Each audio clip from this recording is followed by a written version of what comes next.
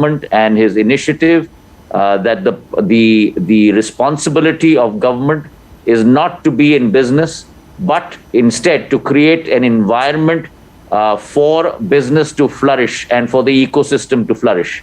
And this is exactly what you have seen in this precedent with the Air India privatization transaction. At any stage, Mr. Scindia, did you feel that, this process could be derailed, especially with the litigation, the Davis litigation as well? Did you feel that the process could be derailed? Well, there were many times when certainly what appeared to be as roadblocks, but I must thank all the members of the Civil Aviation Ministry and all the members of Air India that put their best foot forward, along with the Finance Ministry and DIPAM, and ensured that this transaction sees the light of day finally. And I'm sure that even for the civil aviation industry in the days to come, it will herald a new dawn, and we will have another India flag carrier in the form of Air India commanding the skies, domestic and international, in the days to come. Right, so this is a privatization process that has in fact reached the culmination stage, has been culminated. That's happening almost after 2 decades. The last one possibly happened around 2003, 2004. Any sort of key learnings, though? Many key learnings. I think the process has to be always iterative. The process has to be consultative, and you have to evolve the best way forward, which is what you have seen with this transaction. This privatization program, which started, as you mentioned, in 2017, has gone through many iterations through the process.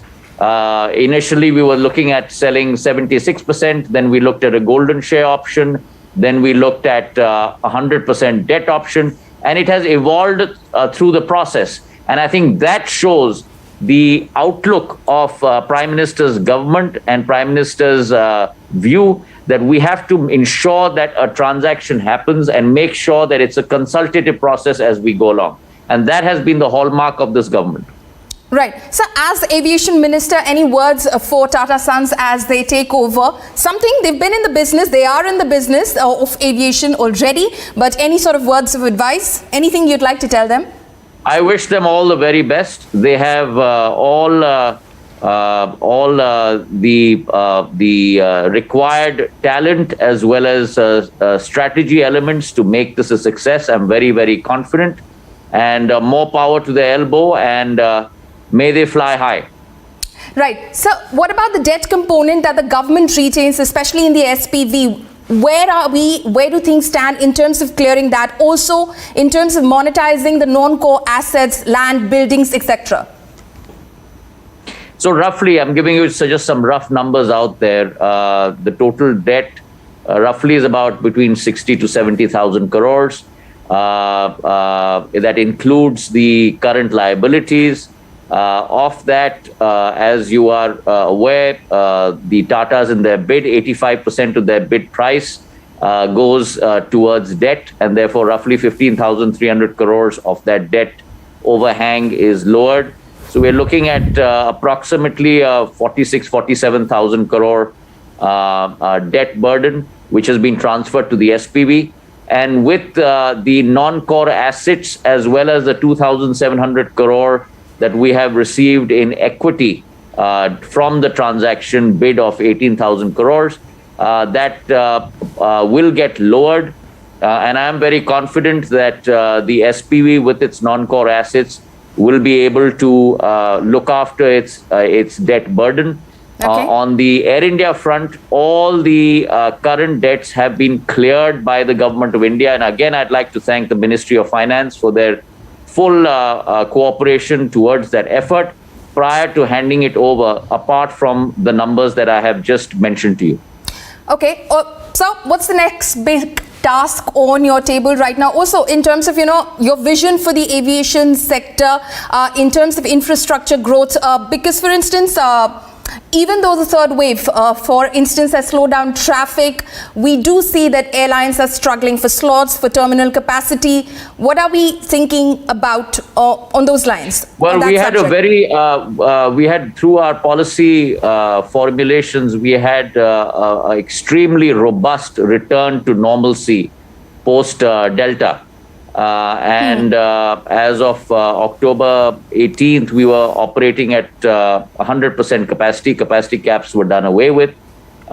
Seat load factors by December were in the mid 80s, which is extremely robust for the aviation sector.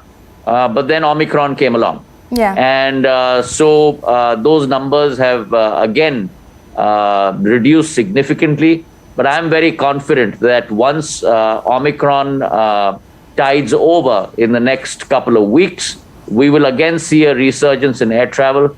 Air travel today is no longer a luxury. It has become a necessity. With lowered fares, it has become one of the most viable forms of travel. And I'm very confident that we will go back to the pre-COVID numbers again. Just like we did in the month of November and December, pre-COVID numbers per day were roughly about 4 lakh travelers, 4 to 4.2 lakh travelers. We were roughly at about 3.9 lakhs in the months of November and December. So I'm very confident that we'll not only go back to that, but surpass that.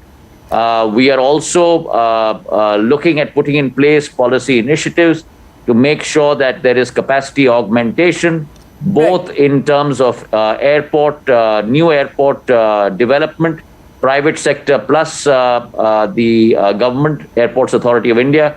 As you have seen, we have inaugurated almost 3 or 4 new airports, be it Dehradun, be it Kushinagar, be it Agartala. We have laid the foundation stone of a number of new airports, and that huge upside in terms of airport development is going to continue with the likes of Jewar and so on and so forth. So we hope to see a great growth in this sector. But let me underline for you, Poulomi, that it's not only about airports and airlines.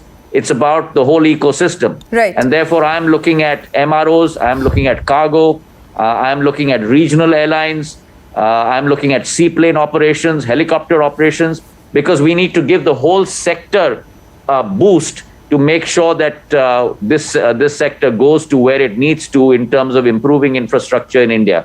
And that's why we've come out with new policy initiatives on MROs, on helicopters, and so on and so forth. And that process will continue. So 2 quick questions before I let you go. I know you're working on a very tight schedule, but my second last question is about the budget. I know this is the question which possibly pertains to the Ministry of Finance, but for instance, Rano Datta recently put out a statement where he said that, we cannot be paying so many indirect taxes. Central excise taxes on fuel needs to be reduced from 11% to 5%. Bring ATF under the ambit of GST. Where do we stand on that, sir? Well, Poulomi, as you're aware, and I'm sure Datta of Indigo is aware as well, in the last 3 or 4 months, we have taken on a Herculean initiative, that of reducing VAT on ATF levied by states. That VAT ranged in the area of 2% to almost 30%, varying from state to state when I took over. We had, among the 36 states, almost about 28 states that were in the range of 8% to 30%. Over the last 4.5 months, we have been successful in lowering VAT on ATF down from high levels of 25, 28, and 30% down to 1 to 2% across almost 10 states. And that includes very, very large states like Uttar Pradesh, Gujarat, Madhya Pradesh, and many others. And the pioneers in this field, and I'd like to thank the state governments, the chief ministers, through your program as well, Himachal Pradesh, Uttarakhand, Jammu Kashmir, Ladakh, Andaman and Nicobar, and all of these larger states as well that have done a tremendous effort, including Karnataka, that's lowered it from 28% to 18%, to give a new impetus to the civil aviation sector. And I think this itself will add tremendous capabilities to our carriers to be able to, in this difficult environment, at least stay out of the red. And I think that is been one of my policy imperatives. And I'm very thankful to all the state governments that have heard our voice, 10 specifically, and the process still carries on for the balance 7 or 8 that are remaining. Right. So one final political question, if I may. I was at that press conference recently at the Bharatiya Janata Party office where Mr. RPN Singh was joining the BJP. You were on the dais as well. Your thoughts, your comments, sir, on the crisis in Congress leadership and the exodus from the party, sir? Well, I am an ordinary worker of the Bharatiya Janata Party. I'd like to restrict my comments to my party. I welcome Mr. RPN Singh. I think he brings with him a tremendous repertoire and a capability of grassroots politics. And I welcome him into our party. I'm sure he'll be a great asset to the party going forward. As far as other political parties are concerned, they have to drive their own destiny and they have to make their choices and their decisions. The Bharatiya Janata Party is focused only on one thing under the leadership of Prime Minister Narendra Modi and our President JP Nadda ji and our Home Minister Amit Shah ji, which is development, development, development, and Antyodaya, which means really eradicating poverty and alleviating the economic situation of millions of those in our country to make sure that they get the maximum out of opportunities in the coming years. Right. Mr. Scindia, thank you so much for speaking exclusively to India Today, sir. Thank you so much for your time and sharing your thoughts with us on Air India as it takes flight today as a Tata Sons enterprise. Thank you, sir. Thank you very much. Right. Before we slip into a very short break, Air India's AI 665